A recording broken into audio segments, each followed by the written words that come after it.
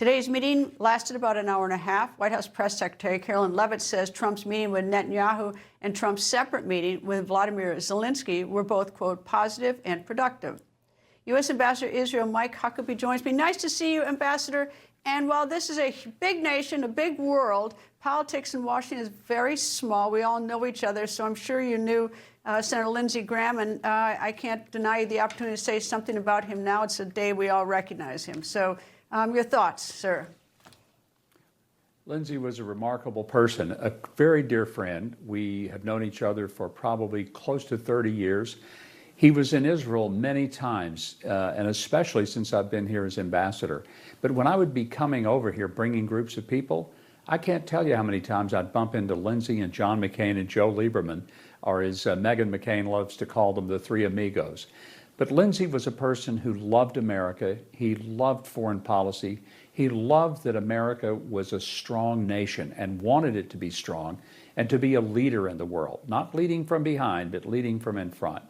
And his death came as a shock to us all, but his memory is truly going to be a blessing to everyone who knew him. Well, here in the United States, of course, the talk is often of Israel, where you represent us so ably in Israel. And I'm curious, is that we read about sort of, well, though I don't think there'll ever be a division between the United States and Israel, is that we read that there's a little bit of a frosty relationship between the president and the prime minister. Over in Israel, do you have any sort of sense, do you have a sense of that? Yeah, I think that's something the media makes up. The critics of either Donald Trump or Benjamin Netanyahu make this stuff up, and they need a story, and so they present it that there's a rift between the two. They're not getting along. Look, I'm in the middle of this almost every few days. I'm in the Prime Minister's office. I deal with people in Washington regularly. I can tell you firsthand, there is not this frosty relationship. It is not a rift. These are two world leaders who get along remarkably well and have an extraordinary personal friendship and trust of each other. Now, do they always agree? Of course not.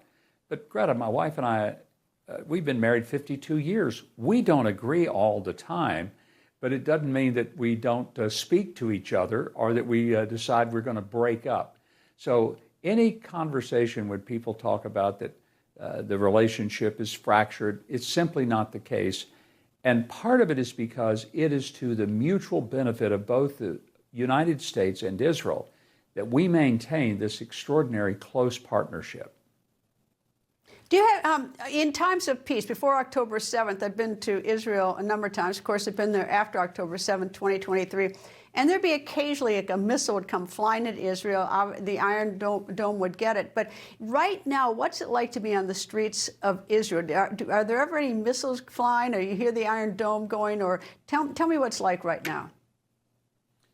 Well, honestly, since the middle of April, when the Operation Epic Fury ended, there hasn't been an incoming ballistic missile to Jerusalem or Tel Aviv. There have been some rockets and a lot of drones up north that Hezbollah continues to shoot from Lebanon. But most of the country has been really very calm. Interestingly, Iran, who has been hammering some of the other Gulf states, has not sent a single missile or any other drone, anything toward Israel. And I think they know that if they do, Israel is not going to lightly tap back. And Israel is not going to just send a strongly worded letter and say, please don't do that anymore. If they engage Israel, Israel is prepared to go all in, and it will not be a pretty day in Iran. So I think that they're not stupid. Sometimes we may characterize them as being evil, and they are, but they're not that stupid, and they don't want to provoke an all-out confrontation with Israel right now. There's an election for the prime minister in October. I see the polls make it look like that the Prime Minister Netanyahu has got a challenge in front of him. Do you have any sort of sense on this election coming up? It's going to be very competitive. I mean, there are a number of people running. The parties are divvying up now to decide which party is going to run. There's some new parties coming along. It's really different because we're so used to a two-party system in the U.S., and right now I think there's like 16 parties. And so whoever wins the election has to build a coalition and get to 61 votes in the Knesset, which is the legislative body, in order to form a government. It's too early to know how this is going to turn out, but one thing, it's very true that if you think American politics is combative and contentious, you ain't seen nothing until you see the way the Israelis play the game. Indeed, they do. All right, there's a lot of anti-Semitism growing in this country. And we just had the mayor of New York said that he's going to arrest Netanyahu on the ICC warrant, which, of course, he has no authority to do, and now he has walked back. But is there talk inside Israel about anti-Semitism growing here in the United States? Very much so, Greta, and I think people are genuinely concerned. It's something that, frankly, I don't think Israelis and Jewish people thought they were ever going to have to deal with it like this again.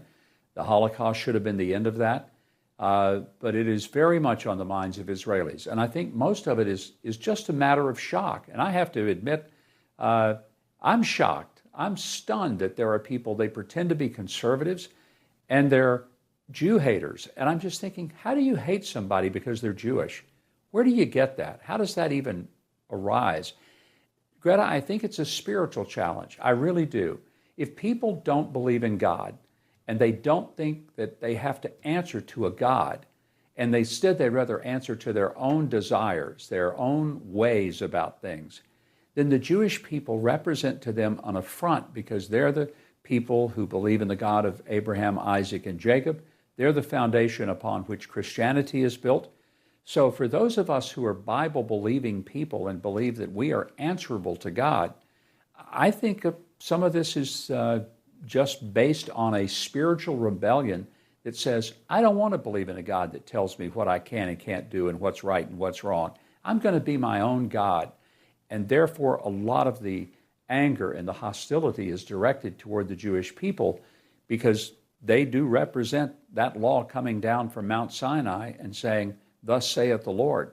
And there's some people that don't want to believe there is a God, and if there is, then he's supposed to do what we tell him, not the other way around.